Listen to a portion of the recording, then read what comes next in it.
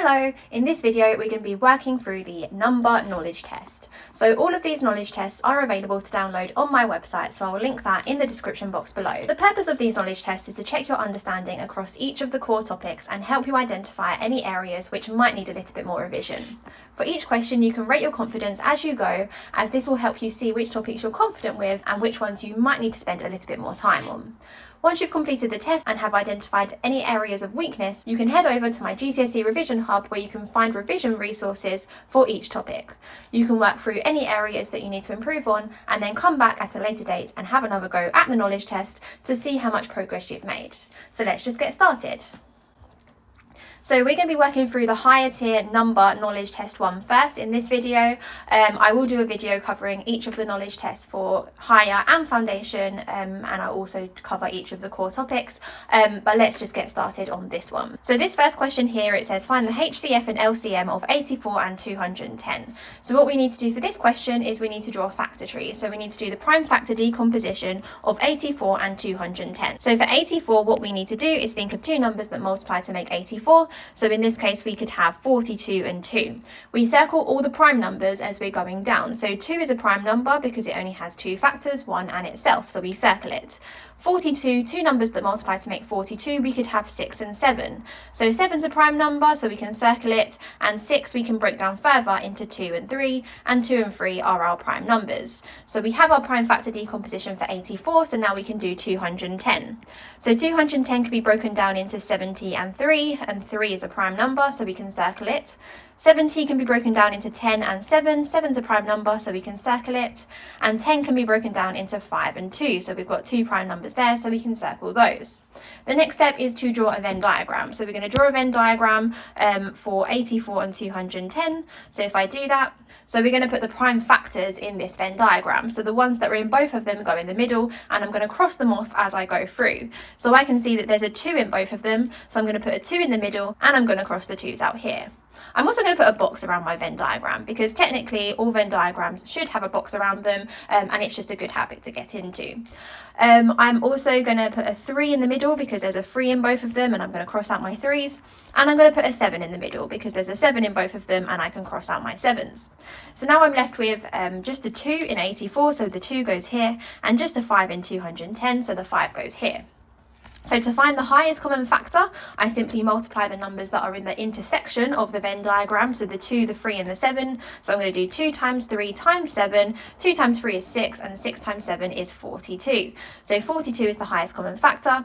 And then to find the lowest common multiple, I'm going to multiply all of the numbers in the Venn diagram. So I'm going to do the 2, the 5 and the numbers in the middle. So I'm going to do 2 times 5, and I already know that the numbers in the middle multiply to make 42. So I've got 2 times 5, which is 10, 42 times 10, that's 420. So we have the highest common factor is 42, the lowest common multiple is 420, and that goes on the answer line there. So at this point, what you can do is you can rate your confidence on this question. So 1 star meaning you're not very confident at all, 2 star meaning you were okay, 3 stars being absolutely I got that spot on. So in this case, I would tick 3 stars and move on. So you can use that to judge accordingly as we go. So this next question, it's highlighted in the question that it's specifically a non-calculator question, so no calculators for this one. So it says evaluate 3/4 plus 5/6 divided by 5/8. So what we need to do first is what's in the bracket. So we're still going to use BIDMAS because BIDMAS still applies in this case. So the first thing I'm going to do is the brackets. So I'm going to do 3/4 plus 5/6. So to add fractions, we need a common denominator. So in this case, the common denominator is going to be 12 because 4 and 6 both go into 12. So 12 is my common denominator. So to get from 4 to 12, I times by 3. So I'm going to do the same thing to the numerator of that fraction. So 3 times 3 is 9. So that's that one. And then to get from 6 to 12, I times by 2. So I'm going to do the same thing to the 5. I'm going to times it by 2 to get 10. So 9 plus 10 is 19. So we have 19/12. So now I'm going to do 19/12 divided by 5/8. So when we're dividing fractions, we use the keep, flip, change. So we keep the first one and we multiply by the reciprocal of the second one. So in other words, words, we keep the first one, we flip the second one to make it 5/8, and we multiply. So we multiply by the reciprocal. So what we can do here, just to make our lives a little bit easier, it's a little bit of a trick, is we can look at the diagonals. So the diagonals are 8 and 12, and also 19 and 5. So I can see that 8 and 12 both have a common factor of 4. So I'm going to divide 8 by 4, and I'm left with 2, and I'm going to divide 12 by 4, and I'm left with 3. So I can cross those out, and it makes it a little bit easier, because now rather than multiplying 19 by 8, I'm multiplying 19 by 2. So 19 times 2, that's going to be 38, and 3 times 5, that's going to be 15. So I have 38/15, and to write that as a mixed number, because the question specifies to give it as a mixed number, I think, how many times does 15 go into 38? So 15 goes into 38 twice, so it's going to be 2, and then we're left with 8/15. So the answer to this question is 2 and 8/15. So if you got that, well done. If you didn't, maybe select 1 star and have a look at this topic in a little bit more detail. It's called Working with Fractions, and you can find some more questions on working with fractions on my website. This next one, we have percentages of amount. So a school has 800 students, 60% are girls, and 20% of the girls play a musical instrument. We need to know how many girls play a musical instrument. So the first thing I'm going to do is I'm going to work out 60% of the 800 students to work out how many girls there are. So to work out 60% of 800, I need to first work out 10%. So 10%, that's going to be 80. So 60%, I'm going to times 80 by 6, and 8 times 6 is 48. So 80 times 6 is 480. So I know there's 480 girls.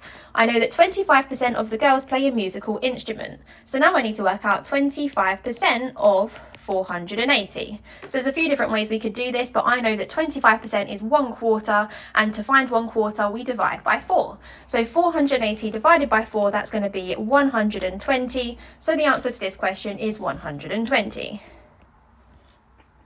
This next question here, it says write down the reciprocal of 1.25. Now 1.25, we could find the reciprocal by doing 1/1.25, but that's not really in the nicest format. So to work out the reciprocal, what I'm going to do is I'm first going to turn it into a fraction, and then I'm going to flip that fraction.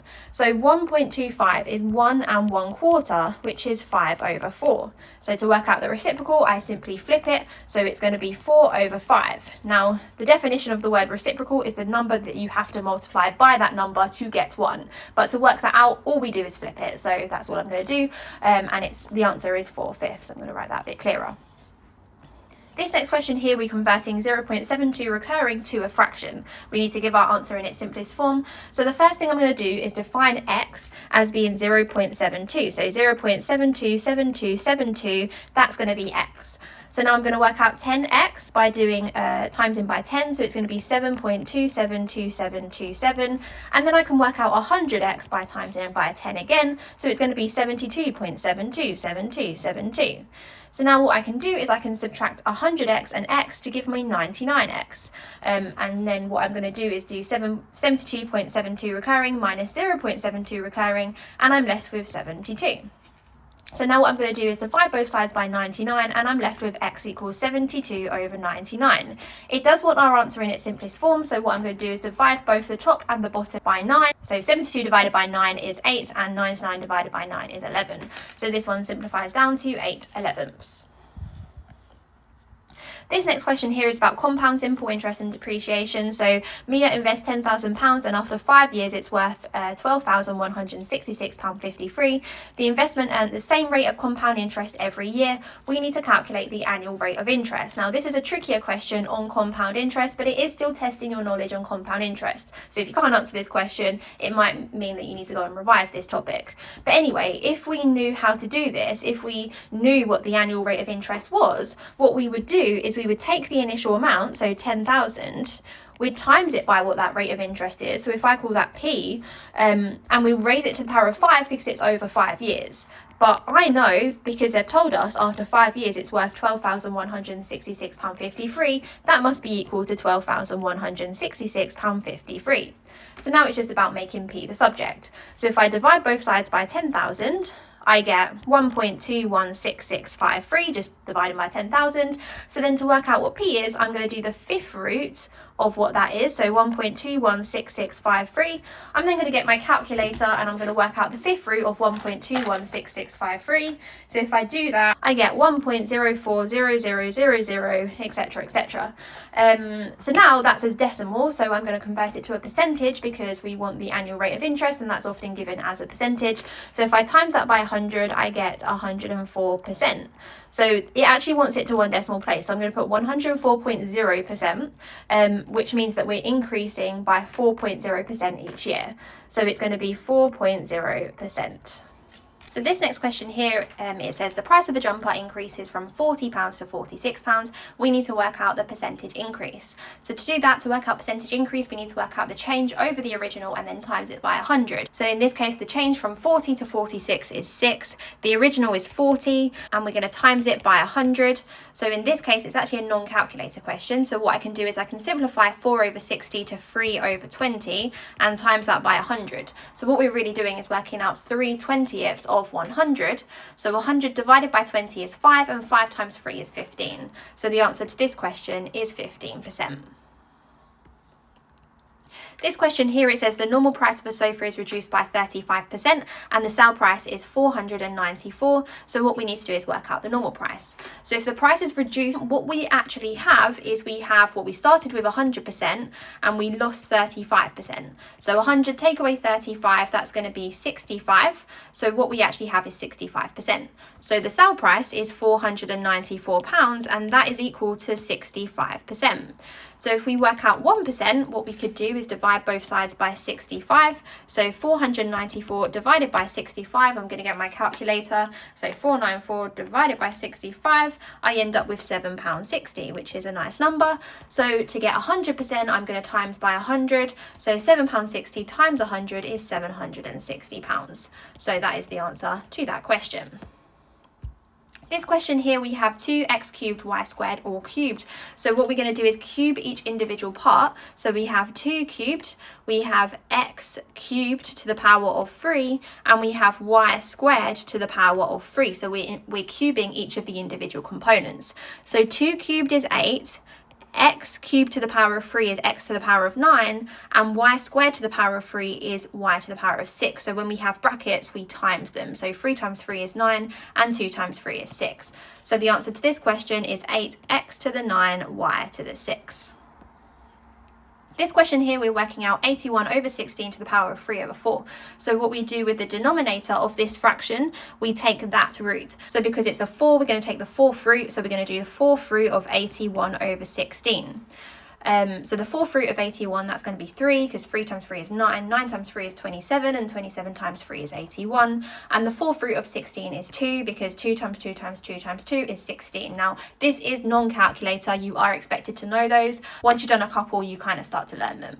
So the 4th root of 81 over 16 is 3 over 2. So now what we do with this numerator is, because it's a 3, we cube it. So we're going to do 3 over 2 to the power of 3. So 3 to the power of 3, that's 3 times 3 times 3. So 3 times 3 is 9, and 9 times 3 is 27, and 2 to the power of 3, 2 times 2 is 4, and 4 times 2 is 8, so we have 27 over 8. So it doesn't indicate that we need to leave it as a mixed number, so I'm just going to leave it as 27 over 8. If you do put it as a mixed number, you're not going to lose any marks, that's absolutely fine, but that is the answer to this question. This next question here is a surds question, so we need to write 1 over root 5 to the power of 5 in the form root b over c, where b and c are integers. So we've got 1 over root 5 to the power of 5, so essentially what we're doing is multiplying 1 over root 5 by itself 5 times. So we have 1 over root 5 times 1 over root 5 times 1 over root 5 times 1 over root 5 times 1 over root 5. So the numerators we just times together, so 1 times 1 times 1 times 1 times 1, or 1 to the power of 5 is just 1. And the denominators, what we can do is group them. So root 5 times root 5 is root 25, and root 25 is 5. So root 5 times root 5, or root 5 squared, is just 5. We have root 5 times root 5 again, so again that's going to be 5. And then we have 5 times root 5. So 5 times 5 is 25, and 25 root 5 is our answer.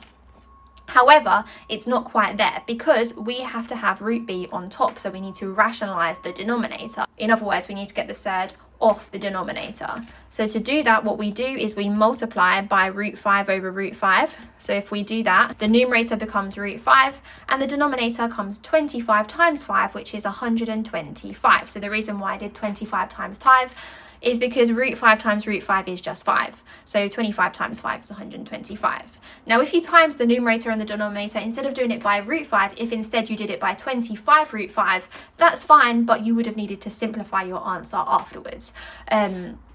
So if you times it by root 5, it would have just given you the answer in its simplest form straight away. So the answer to this question is root 5 over 125. This next question is a standard form question, so we need to calculate 3 times 10 to the minus 3 divided by 3 times 10 to the 2, and again it's non-calculator. So we're first going to do 9 divided by 3 first, so 9 divided by 3 is just 3, and we're going to do 10 to the minus 3 divided by 10 to the 2, so 10 to the minus 3 divided by 10 to the 2. So when we're dividing, we subtract the powers, so this one's going to be 10 to the minus 5, and the answer is going to be 3 times 10 to the minus 5. Now, if you try converting both of these to ordinary numbers and then tried dividing them at that point, they would have been very difficult numbers to divide, so I would not recommend doing that. This is non-calculator, so there is no reason why you should use that method. So if it was a calculator question, then maybe, but not for this one. This question here is error intervals, so it says the distance d is measured as 6,300 meters to two significant figures. We need to work out what the error interval is. So in other words, we need to work out what's called the upper and lower bounds. So the way I work these questions out is I draw a number line and I put 6,300 in the middle. So it tells us that 6,300 is to two significant figures. So I'm going to put the two numbers that are to two significant figures either side of 6,300. So it's going to be 6,200 and 6,400. So those are the two numbers that are both to two significant figures that are either side of 6,300. So the numbers that are closest to 6,300 are going to round up to 6,300, or the numbers that are closest on this side are also going to round down to 6,300.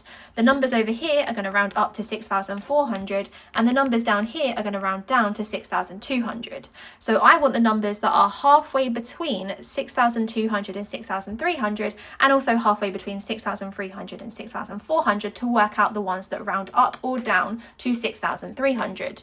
So the lower bound is going to be 6,250 and the upper bound is going to be 6,350.